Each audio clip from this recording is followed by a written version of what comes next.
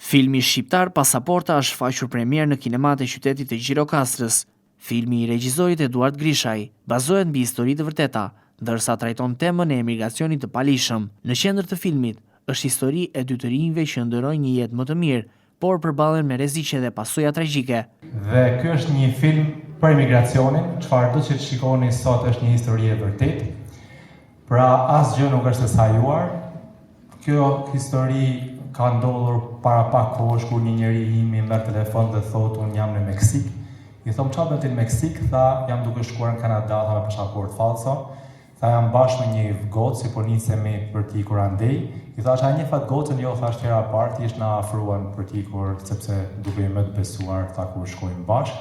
Dhe këtu më lindi pastaj ideja për të bërë një film, sepse ne shqiptarët kemi shumë lidhje me emigracionin. Edhe nga familja ime kanë ikur shumë dhe gjithmonë kur isha i vogël mendoja që të bëja një histori të vërtetë të tillë. Nuk është histori vetëm me vujtje, ka edhe dashuri. Ka gjëra shumë interesante që ndodhin gjatë filmit.